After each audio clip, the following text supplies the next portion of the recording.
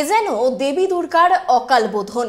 মহালয়ার এখনো কয়েকটা দিন বাকি রয়েছে, কিন্তু তার আগেই কলকাতার ট্যাংরার দাসবাড়িতে শুরু হয়ে গেল দুর্গাপুজো।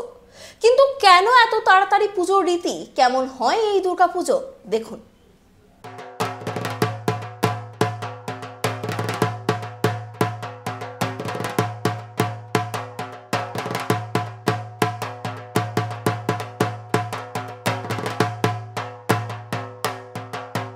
মা আসতে এখনো বেশ কয়েকটা দিন বাকি। পাড়ার অলিতে গলিতে কিংবা বনেদি বাড়ির দুর্গা দালানে ইতিমধ্যেই চলছে শেষ মুহূর্তের পুজোর তোড়জোড়। কিন্তু এই ট্যাংরার শিল লেনের দাসবাড়ির ছবিটা একেবারেই আলাদা। এখানে ঢাকের বোল, ধূপ ধুনোর গন্ধ, মায়ের আরাধনা শুরু হয়ে গেছে।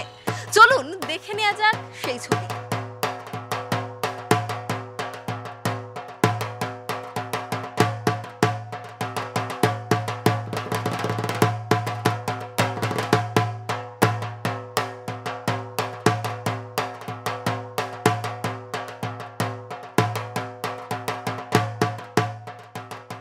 চলে এসেছি শিল লেনের দাসবাড়ির দুর্গা দালানে।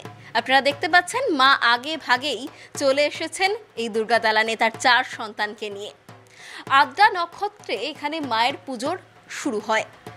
কৃষ্ণপক্ষের নবমী তিথিতে মায়ের আরাধনা শুরু হয় এবং সেই আরাধনা চলে শুক্লপক্ষের নবমী তিথি পর্যন্ত। এক পক্ষকাল অর্থাৎ মোট 15 দিন ধরে মায়ের আরাধনা হয় এখানে। এই বাড়ির 2 সন্তান প্রসেনজিৎ দাস এবং তার দিদি মৌমিতা দাস, তাদের উদ্যোগেই মূলত এই রীতিতে মায়ের পুজো শুরু হয়। এই বাড়ির সন্তান যিনি নিজের হাতে পুজো করেন, প্রসেনজিৎ দাস, তার কাছ থেকে আমরা শুনে নেব ঠিক কী রীতি মেনে এখানে পুজো হয়। শিললেন দাসবাড়িতে মা একটু আগেই এসে পৌঁছে যায়। তো যখনও সব জায়গায় মণ্ডপে প্যান্ডেলে এখনও তৈরি হচ্ছে, মা আসছে, আমাদের এখানে মা তখন পূজিত চালু হয়ে গেছে। আদ্রা নক্ষত্রে কৃষ্ণপক্ষে নবমী তিথিতেই আমাদের বোধন হয়ে থাকে। সেই তিথিতেই কল্প আরম্ভ, তার মানে হচ্ছে দুর্গাপুজোর 7টা কল্প, 7টা দিন যেখান থেকে দুর্গাপুজো শুরু করা যেতে পারে। তার মধ্যে প্রথম কল্প বলছে আদ্রা নক্ষত্রে দেবীর বোধন হবে। তো আদ্রা নক্ষত্রকাল পাওয়া গেছে, নবমী তিথি ছিল, তখনই দেবীর বোধন হয়েছে, নিয়ে চলবে সেই নবমী অবধি, মানে শুক্লপক্ষে কৃষ্ণপক্ষের নবমী থেকে শুক্লপক্ষের নবমী, এক পক্ষ কাল ধরে পুজো হয় আমাদের।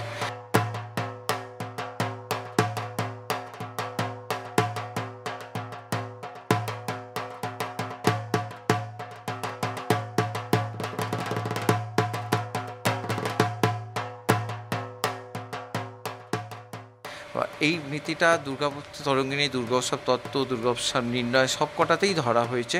আমাদের এখানে এবছর দুর্গা উৎসব নির্ণয় ধরে পুজো করা হচ্ছে। এবছর 19 বছরের পুজো। এখানে মা সপরিবারেই পূজিত হন।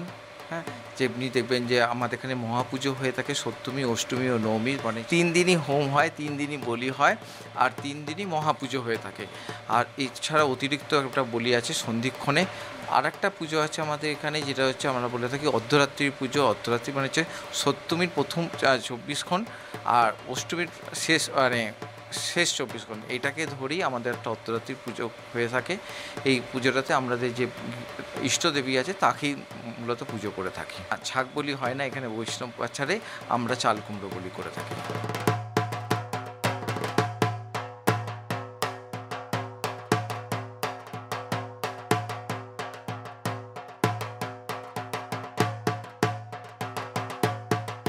পুজোকে নিয়েও যদি শিখতে লাগে, জানতে লাগে, তাহলে দুর্গা পুজোকে নিয়েই স্মৃতিকাররা মেনলি চর্চা করেছেন। তো তাই জন্যই আমরা স্মৃতিকারদের কাছ থেকে, পণ্ডিত জয়ন্ত কুশারের কাছ থেকে পুরো স্মৃতি কমপ্লিট করি।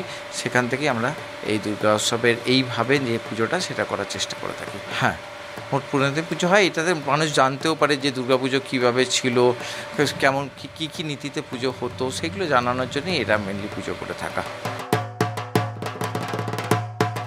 বাড়িতে মাকে কন্যারূপেই আমরা ভেবে থাকি।